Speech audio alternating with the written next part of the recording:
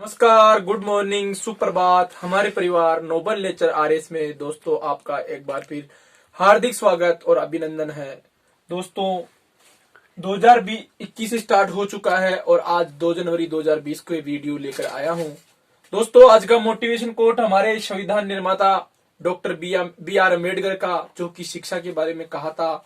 शिक्षा वह शेरनी का दूध है जिसको जो जितना पिएगा उतना दहाड़ेगा। दोस्तों शिक्षा का कोई अंत नहीं होता। दोस्तों शिक्षा एक ऐसी औषधि है जिसके द्वारा हमारा जीवन और हमारा समाज को हम बदल सकते हैं। शिक्षा के द्वारा, शिक्षा का मतलब होता है आपके अंदर परिमार्जन करना या परिष्कृत करना। आप अपने अंदर कितना विकास कर सकते हो वह होती है शिक्षा। इसलिए दोस्तों अंत में यही है आज की मोटिवेशन लाइन की शिक्षा वह शेरनी का दूध है जिसे जो जितना पिएगा उतना दहाड़ेगा। हमारे संविधान के पिता डॉक्टर बी आर अम्बेडकर ने कहा था। दोस्तों मैंने आप लोगों को पिछले कुछ वक्त में पूरा मॉडर्न हिस्ट्री, जिससे आपको इतना तो मैं कह सकता हूं कि किसी भी एग्जाम में जाओगे तो आधुनिक भारत के इतिहास से कोई न कोई प्रश्न बनेगा। मैंने जितने 10 वीडियो के द्वारा आपको समझाया वह 10 वीडियो एक कहानी के माध्यम से 31 दिसंबर 2020 को मैंने आपके सामने प्रस्तुत कर दिया है। और उसके बाद में मैंने भारतीय संविधान सभा की बात कर ली है एक वीडियो में, और आज करने जा रहा हूं हमारे संविधान की प्रस्तावना। दोस्तों प्रस्तावना से संबंधित प्रश्न आजकल एग्जाम में आने लगे हैं, पहले कभी नहीं आते थे। और इन प्रस्तावना से संबंधित जो प्रश्न है उनकी सीरीज के अंतर्गत में आज कुछ इंपोर्टेंट जो प्रस्तावना, भारत की संविधान प्रस्तावना है, प्रेम्बल है, उससे संबंधित प्रश्न बताने जा रहा हूं। कितने प्रश्न यहाँ से उठ रहे हैं और हमारे एग्जाम में आ सकते हैं, क्योंकि आजकल दोस्तों एग्जाम का ट्रेंड चेंज हो चुका है और उसमें प्रस्तावना, मौलिक अधिकार, मौलिक कर्तव्य और राज्य नीति निर्देश तत्व अहम भूमिका निभाने लग गए हैं। दोस्तों पहले संविधान की प्रस्तावना से कोई प्रश्न नहीं पूछा जाता था। अतः अब मैं बिना देरी करे स्टार्ट करता हूं। दोस्तों जो संविधान की प्रस्तावना है भारत में संविधान में अमेरिका से ली गई है, और अमेरिका का संविधान जो कि एक लंबी क्रांति के बाद 1775 से 81 तक क्रांति चली और 81 से 1784 के बीच में अमेरिका का संविधान बनकर तैयार हुआ। उस अमेरिका की संविधान जो कि दुनिया का प्रथम लिखित संविधान माना जाता है, जिसमें 13 अनुच्छेद हैं, उस संविधान के द्वारा पहली बार प्रस्तावना का जो खाका है वह तैयार किया गया था। दोस्तों प्रस्तावना वह चीज होती है, अगर आप किसी भी मैटर पर कुछ भी लेख लिखना चाहते हो, चाहे आप निबंध लिखो, चाहे आप अपने जीवन के ऊपर कोई कहानी लिखो, उसमें आपको पहले एक बेस तैयार करना होता है और वह बेस कहलाती है उस किसी भी लेख की प्रस्तावना। हमारे संविधान में जो प्रस्तावना का खाका है, जो प्रस्तावना का नाम है, वह अमेरिका से संविधान से अडेप्ट किया है, और जो प्रस्तावना में जो शब्द लिए गए हैं, जो परिभाषा है, वह ऑस्ट्रेलिया की संविधान से ली गई है। दोस्तों याद रखना, हमारे देश में प्रस्तावना का जो नाम लिया गया हमारे संविधान में वह अमेरिका से लिया गया है, और उसके अंदर जो शब्द है, जो उसके अंदर शब्दावली है, वह ली गई है ऑस्ट्रेलिया से मिलती जुलती शब्दावली, क्योंकि जो ऑस्ट्रेलिया का संविधान बनाया गया है वो भी लेटेस्ट संविधान है। वहां पर भी फ्रांसीसी क्रांति, अमेरिकन क्रांति, ब्रिटेन क्रांति आदि क्रांतियों के शब्द जोड़े गए हैं, और भारत के संविधान में भी अनेक संविधानों से कुछ शब्द लिए गए हैं जो कि हमारे संविधान की एक खाका तैयार करा है। हमारा संविधान जिसके आधार पर बनाया गया है उसी को कहा जाता है प्रस्तावना। प्रस्तावना के बारे में एक राजनीतिज्ञ ने कहा था जिसका नाम था अर्नेस्ट वोकर ने कहा था कि संविधान की कुंजी है प्रस्तावना, संविधान की कुंजी है प्रस्तावना। दोस्तों अर्नेस्ट वार्कर ने कहा था कि संविधान जो बनाया जाता है उसमें उसको उसकी एक कुंजी होती है प्रस्तावना के बेस पे ही एक संविधान बनाया जाता है। और इस संविधान को बनाने के लिए जो उद्देश्य प्रस्ताव हमारे संविधान सभा में लाया गया था 13 दिसंबर 1946 को पंडित जवाहरलाल नेहरू के द्वारा, उस उद्देश्य प्रस्ताव के आधार पर ही भारतीय संविधान की प्रस्तावना तैयार हुई थी, जिसे हमारी संविधान सभा ने 22 जनवरी 1947 को एडॉप्ट किया था या पास किया था। दोस्तों इस प्रस्तावना को अर्नेस्ट हेकल ने संविधान की कुंजी कहा है। दोस्तों इसके बाद में एक इंपोर्टेंट पालकी वाला ने भी इसको कुछ कहा था। पालकी वाला ने इसको कहा था हमारे संविधान की परिचय कहा था। दोस्तों संविधान की परिचय है संविधान की प्रस्तावना। संविधान का अगर आप परिचय पढ़ना चाहते हो कि संविधान में क्या लिखा गया था, तो उसके लिए आप हमारे संविधान की प्रस्तावना जाकर पढ़ लो, ये पालकी वाला ने कहा था। दोस्तों इसके बाद में अगर मैं बात करूं तो हमारे संविधान की जो प्रस्तावना है हमारी प्रस्तावना को कब हमारी प्रस्तावना में किस प्रकार के शब्द जोड़े गए। हमारे संविधान की प्रस्तावना में अब तक दो केस गए हैं इस प्रस्तावना को लेकर। पहला केस क्या था, भेरूवाड़ी मामला 1960 दोस्तों। इस भेरूवाड़ी मामले के अंतर्गत ये बात कही गई थी कि प्रस्तावना संविधान का भाग नहीं है। भेरूवाड़ी मामले ने यह माना है कि संविधान का भाग नहीं है प्रस्तावना, और इसमें कभी भी संशोधन किया जा सकता है बशर्ते मूल विशेषताओं में छेड़छाड़ नहीं की जानी चाहिए। बशर्ते मूल विशेषताओं में छेड़छाड़ नहीं की जानी चाहिए। ये एक लाइन बोली थी इस भेरूवाड़ी विवाद ने। इसने स्पष्ट शब्दों में कहा था कि संविधान की जो प्रस्तावना है वह हमारे संविधान का भाग नहीं है। इसने किस आधार पे बताया ये बात इस आधार पे बताया कि संविधान की प्रस्तावना है वह हमारे संविधान का मुख्य पाठ नहीं है दोस्तों। और इन्होंने कहा कि इसमें आप कभी भी परिवर्तन कर सकते हो, लेकिन बस शर्तें बताई थी इसने कि आप इसकी जो मूल विशेषताएं हैं, जैसे कि लोकतांत्रिक व्यवस्था, गणतंत्रात्मक व्यवस्था, प्रभुसत्ता, इसके अलावा कुछ बातें जो हम यहाँ पर विशेषताएं पढ़ेंगे उनको आप कभी छेड़ नहीं सकते। यानी कि ये कहता तो है कि आप संविधान की प्रस्तावना में संशोधन तो कर सकते हो लेकिन मूल विशेषताओं में नहीं कर सकते। ये बात कही थी भेरूवाड़ी मामला 1960 दोस्तों। उसके बाद की बात करूं तो एक केस आता है केशवानंद भारती। इसके पहले गोलकनाथ केस आया था 1967 में, गोलकनाथ वर्सेज पंजाब राज्य। उस गोलकनाथ वर्सेज पंजाब राज्य केस के अंतर्गत सुप्रीम कोर्ट ने यह कहा था कि जो प्रस्तावना है भारतीय संविधान का भाग है और इसमें संशोधन नहीं किया जा सकता, ये भाग नहीं मानता। लेकिन जो गोलकनाथ मामला है 1967 वाला, वह प्रस्तावना को भारत का संविधान का भाग मानता है। और सबसे बड़ा जो केस था सुप्रीम कोर्ट का, जो कि केशवानंद भारती केस था 1973 का, इसके द्वारा 24 अप्रैल 1973 को एक डिसीजन लाया गया था दोस्तों, 24 अप्रैल 1973 को। और इस डिसीजन के द्वारा भारत के संविधान का मूलभूत ढांचा प्रस्तावना है। संविधान का मूलभूत ढांचा, जिसे हम इंफ्रास्ट्रक्चर बोलते हैं, आधारभूत ढांचा जिसके आधार पर संविधान को बनाया गया है, वह है भारत के संविधान की प्रस्तावना। इसने माना था, इसमें 13 जजों की बेंच बैठी थी। जो अब तक की सबसे ज्यादा जज जिस बेंच में बैठे हैं वो सिर्फ केशवानंद भारती केस में बैठे हैं। और इस केस ने संविधान के मूलभूत ढांचा माना था प्रस्तावना को, और संशोधन भी किया जा सकता है। इसने कहा था कि संशोधन किया जा सकता है लेकिन मूल विषय वस्तु में कोई संशोधन नहीं किया जा सकता दोस्तों।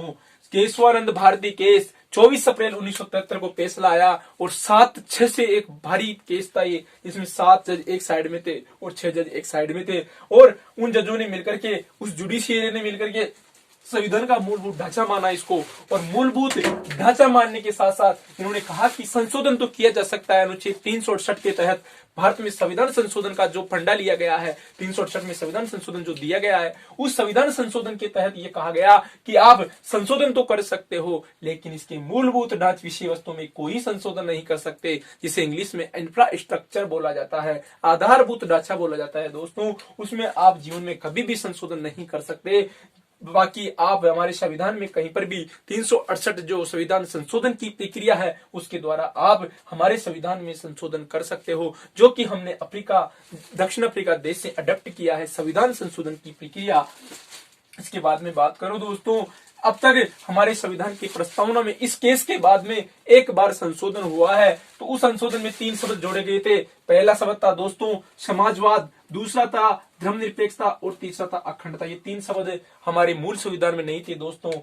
कहीं कैसे भी घुमा कर इस प्रश्न पूछा जा सकता है कि निम्न में से कौन सा शब्द हमारी मूल प्रस्तावना में था, तो वहां पर आपको धर्मनिरपेक्ष दे देगा, वहां आपको समाजवाद दे देगा, वहां आपको अखंडता दे देगा। तो ये तीनों जो शब्द है ये हमारे संविधान में, मूल संविधान में नहीं थे। इनको 42वें संविधान संशोधन द्वारा 1976 में जोड़ा गया था दोस्तों। और इस 42वें संविधान संशोधन द्वारा भारत के संविधान की मूल प्रस्तावना में शब्द जोड़े गए हैं। और ये एकमात्र संशोधन है जो अब तक के हमारे संविधान में हुआ है, हमारे संविधान की प्रस्तावना में हुआ है। इस संशोधन के द्वारा 3 शब्द जोड़े गए हैं, समाजवाद, धर्मनिरपेक्षता और अखंडता शब्द जोड़े गए हैं दोस्तों। इसके बाद की बात करूं तो हमारे संविधान की प्रस्तावना के कुछ इंपोर्टेंट शब्द जो हमें हमारे एग्जाम की दृष्टि से, जिसमें कि 12th में पढ़ने वाले बच्चे जिनके पास पॉलिटिकल साइंस है, इसके अलावा 11th में पढ़ने वाले बच्चे जिनके पास एनसीईआरटी है, जो पॉलिटिकल साइंस है, उन बच्चों के लिए ये शब्द बेहद इंपॉर्टेंट है दोस्तों, इनका अर्थ जानना। और जो पॉलिटिकल साइंस विषय रखता है या जिसको भी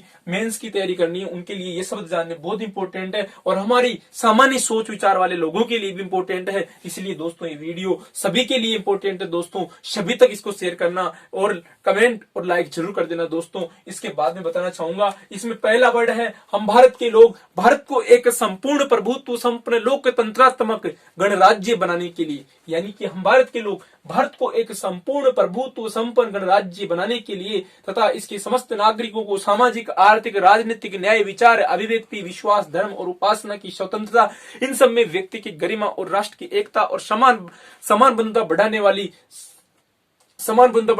वाली और इसमें व्यक्ति की गरिमा और राष्ट्र की एकता और अखंडता को बनाए रखने के लिए एतद्द्वारा 26 नवंबर 1949 को हमारे इस संविधान को आत्म अर्पित, अंगीकृत और अधिनियमित करते हैं। ये थी संविधान की प्रस्तावना दोस्तों। और उस प्रस्तावना का पहला शब्द था संप्रभुता। संप्रभुता का मतलब होता है दोस्तों आंतरिक और बाह्य रूप से स्वतंत्र होना। आंतरिक और बाह्य रूप से स्वतंत्र होना दोस्तों, इस शब्द का प्रयोग हमारे मोदी जी ने किया था। और मोदी जी को कब किया था, मैं आपको याद दिलाता हूं दोस्तों, जब 12 जून 2018 के दिन जब एक संग्रीला डायलॉग हो रहा था सिंगापुर के अंदर, एक संग्रीला कोई द्वीप है, वहां पर एक संग्रीला डायलॉग हो रहा था। और उस संग्रीला डायलॉग के तहत भारत के और रूस के, जापान के आदि बड़े नेता बैठे हुए थे। उनके अंदर जब भारत ने रूस से S-400 मिसाइल खरीदने की समझौता कर रहा था, उस वक्त अमेरिका के डोनाल्ड ट्रंप ने कहा कि आप रूस का S-400 मत खरीदो और हमारा थर्ड सिस्टम खरीदो। उस वक्त उन्होंने कहा था मोदी जी ने कि हम किसी के गुलाम नहीं। हमारे संविधान की प्रस्तावना का पहला वर्ड यही है कि हम संप्रभुता वाले देश के नागरिक है, हम संप्रभुता है हमारे अंदर, हम आंतरिक और बाह्य रूप से किसी के भी गुलाम नहीं है, हम स्वतंत्र है दोस्तों।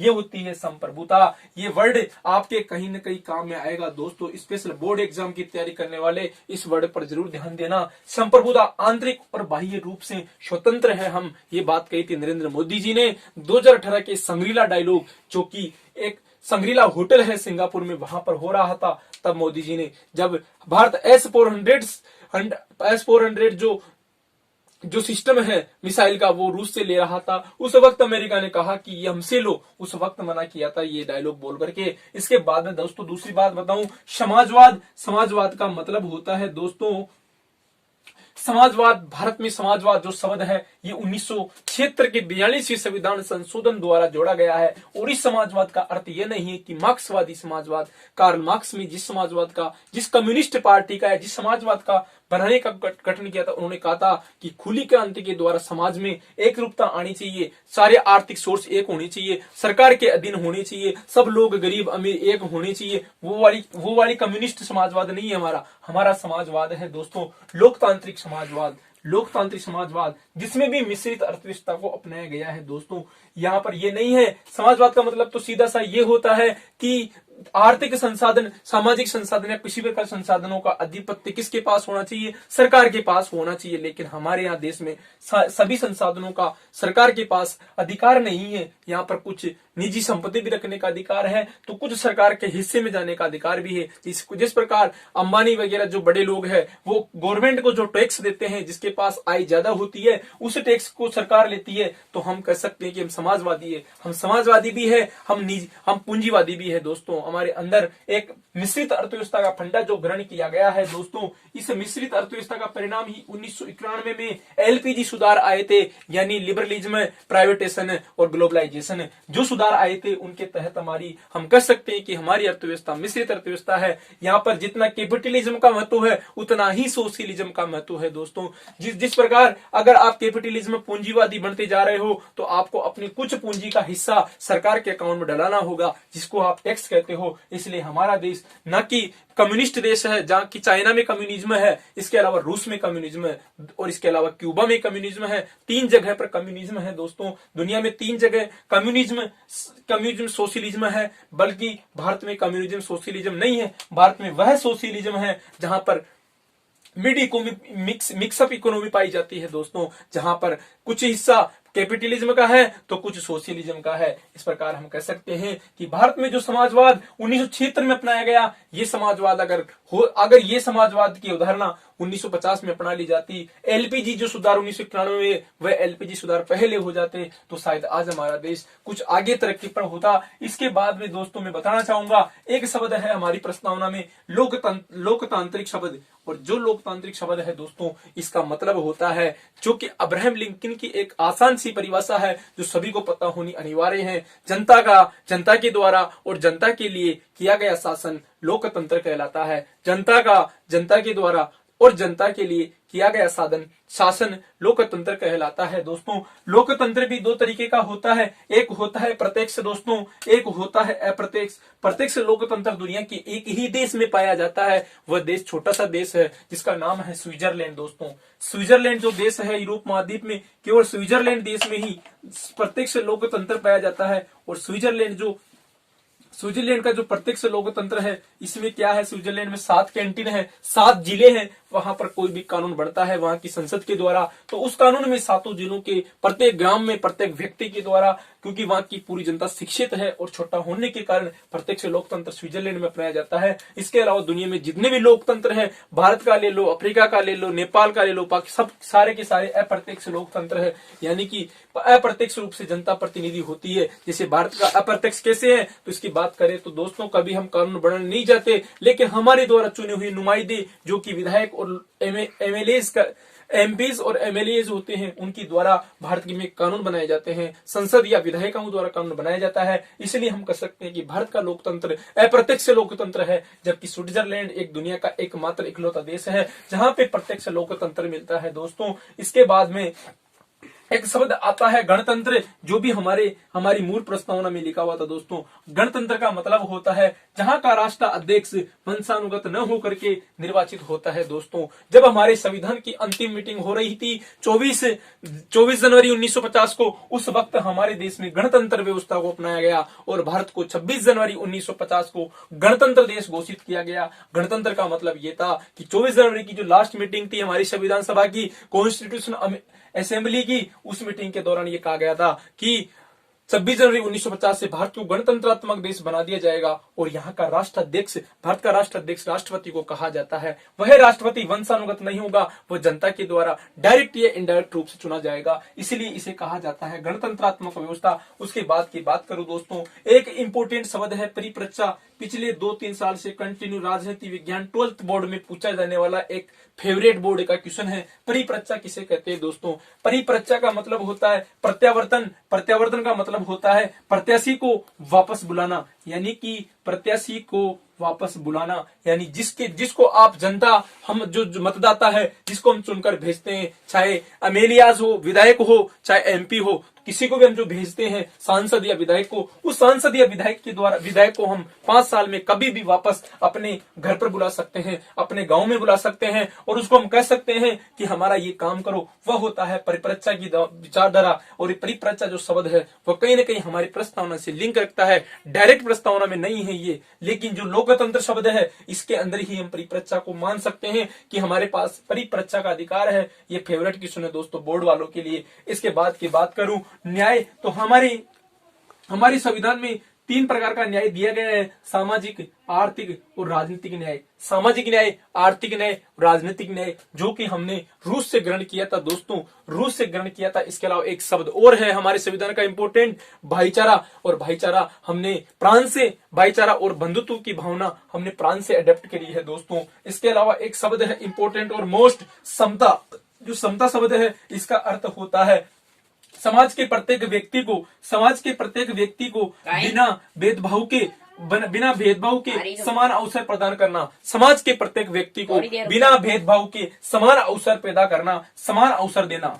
इसका मतलब है व्यक्ति को बिना कोई भेदभाव के समान अवसर पैदा करना। यानी कि दोस्तों जो भारत के मूल संविधान में आरक्षण की व्यवस्था की गई थी, उसका मतलब यही था कि उन लोगों की क्षमताओं को विकसित करना जो कि जंगलों में रहते हैं, जिसको एसटी कहा जाता है, जो कि नीची कास्ट मानी जाती है, जो कि स्पृश्य माने जाते थे उस समय, जो एससी में आते थे, उन लोगों का उद्धार करना, उनकी क्षमताओं का विकास करने के लिए हमारे संविधान निर्माताओं ने जो आरक्षण की व्यवस्था करी थी अनुच्छेद 16 के अंतर्गत, व्यवस्था आज धीरे धीरे नासुर बन रही है हमारे समाज के लिए, लेकिन कहीं ना कहीं उस समय की परिस्थितियों के हिसाब से बेहद इंपॉर्टेंट थी। इसलिए संविधान निर्माताओं ने क्षमता हमारे मूल प्रस्तावना में जोड़ा था। समता को विकसित करने के लिए समस्त नागरिकों की क्षमताओं को आगे बढ़ाने का वर्ड भी लिखा हुआ है। इसके अलावा समाज के प्रत्येक व्यक्ति को बिना भेदभाव की समान अवसर पैदा करना, यह होती है समता।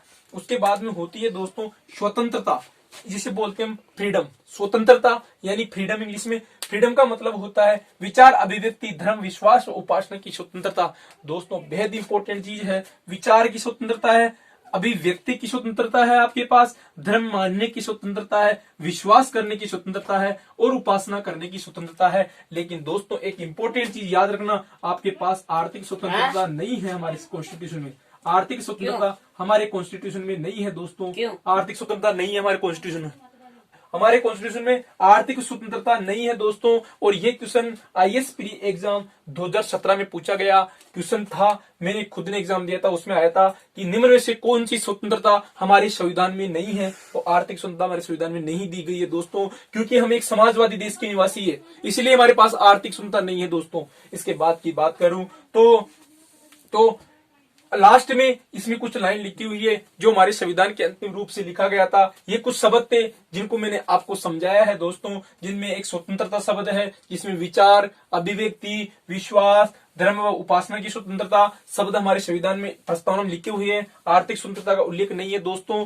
आर्थिक स्वतंत्रता का उल्लेख नहीं, नोट और इम्पोर्टेंट लिख देना दोस्तों, कभी भी काम में आ जाएगा ये क्वेश्चन। इसके अलावा परिपरीक्षा, जिसमें आप किसी भी प्रत्याशी को चुनकर भेजते हो, वह प्रत्याशी को आप वापस बुला सकते हैं, परिपरीक्षा कहलाती है। न्याय का मतलब सामाजिक, आर्थिक और राजनीतिक न्याय भी मिला है हमें। इसके अलावा गणतंत्र का मतलब जिसका राष्ट्राध्यक्ष निर्वाचित होता है, न कि वंशानुगत होता है। इसके लोकतंत्र जो कि दो प्रकार का बताया है मैंने दोस्तों, एक तो प्रत्यक्ष लोकतंत्र और एक अप्रत्यक्ष लोकतंत्र। संप्रभुता शब्द है जो पहला शब्द है, उसका आंतरिक और बाह्य रूप से स्वतंत्र रहना ही संप्रभुता है। इसके अलावा समाजवाद जो कि लोकतांत्रिक समाजवाद है भारत का, जो हमारे पंडित नेहरू जी के द्वारा लाया गया है। इसके अलावा इसमें एक संशोधन हुआ है, इसमें समाजवाद, धर्मनिरपेक्ष और अखंडता शब्द जोड़े गए थे दोस्तों। इस प्रकार आज हमने भारतीय संविधान की जो प्रस्तावना है उसके बारे में पढ़ा है दोस्तों। जितने क्वेश्चन बन सकते हैं, जो शब्द आपके कंफ्यूजन है, उन सब शब्दों पर मैंने एक वीडियो बनाया है दोस्तों। इस वीडियो से आपको जीवन में बहुत फायदा मिलेगा और अधिक से अधिक लोगों तक पहुंचाना दोस्तों। अंत में मैं एक बार हमारे संविधान की आपको प्रस्तावना जितना आवश्यकता उतनी सुनाने की कोशिश करता हूं। हम भारत को एक संपूर्ण प्रभुत्व संपन्न लोकतंत्रात्मक गणराज्य बनाने के लिए इसके समस्त नागरिकों को सामाजिक, आर्थिक, राजनीतिक न्याय और विचार, अभिव्यक्ति, विश्वास, धर्म और उपासना की स्वतंत्रता, इन सब में व्यक्ति की गरिमा और राष्ट्र की एकता सुनिश्चित कराने वाली और बंधुत्व बढ़ाने वाली बढ़ाने के लिए इस संविधान सभा में आज एतद्वारा मार्गशीर्ष शुक्ला सप्तमी 26 नवंबर 1949 को हमारे संविधान को 3 इंपोर्टेंट शब्द याद रखना दोस्तों। आत्म अर्पित, अधिनियमित और हमारे संविधान को आत्म अर्पित, अधिनियमित और अंगीकृत करते हैं। अंगीकृत, अधिनियमित और आत्म अर्पित करते हैं दोस्तों। ये अंतिम लाइन लिखी है मैंने। एतद्वार आज दिनांक 26 नवंबर 1949 एतद्वार मार्गशीर्ष शुक्ला सप्तमी को अंगीकृत, अधिनियमित और आत्म अर्पित करते हैं दोस्तों। संविधान का उद्देश्य भी याद रखना दोस्तों। हमारे संविधान का उद्देश्य क्या था? ये संविधान प्रस्तावना हो गई। इसका उद्देश्य था न्याय, स्वतंत्रता, समता और बंधुत्व। ये 4 उद्देश्यों पे हमारा संविधान टिका हुआ था। हमारे संविधान की प्रस्तावना में ये 4 उद्देश्य थे। सभी को न्याय मिलना, सभी की स्वतंत्रता सुनिश्चित होना, सभी की क्षमताओं का विकास होना और बंधुत्व की भावना का विकास होना। ये 4 शब्दों के ऊपर हमारा संविधान बनाने का उद्देश्य था दोस्तों। इस प्रकार मैंने आज आप लोगों के समक्ष हमारे संविधान की प्रस्तावना से संबंधित जितने भी प्रश्न बन सकते हैं उन पर बात की है दोस्तों। इनमें से अगर कहीं पर आपको कोई कंफ्यूजन हो तो आप कमेंट बॉक्स में लिख सकते हो दोस्तों। आपके लिए हमें हमेशा हमारा चैनल आभारी रहेगा। जितने लोगों के पास आप पहुंचाओगे, जितने देखोगे, उतना बेनिफिट मिलेगा हमारे संविधान की प्रस्तावना। दोस्तों आज मैंने अपने हिसाब से बेहद अच्छे तरीके से किए। हमारे देश में जो प्रस्तावना है अमेरिका से ली गई है और इसकी जो परिभाषा शब्दावली है वो ली हमने ऑस्ट्रेलिया से। इस प्रकार आज के वीडियो का मैं अंत करना चाहूंगा दोस्तों। और आज के वीडियो का अंत एक अच्छे मोटिवेशन के साथ। दोस्तों कुछ लोग होते हैं जो वक्त को साँचे में डल जाते हैं, लेकिन कुछ लोग होते हैं जो वक्त के साँचे ही बदल देते हैं। दोस्तों हम उनमें से एक हैं। जो लोग इस चैनल को देख रहे हैं या मेरे को देख रहे हैं, मैं भी एक वही इंसान हूं जो वक्त के साँचे में नहीं डलने वाला। कभी मैं वक्त के साँचे को बदलूंगा। इस प्रकार आप लोगों का साथ और आप लोगों को देखने के लिए धन्यवाद दोस्तों। जय हिंद, जय भारत।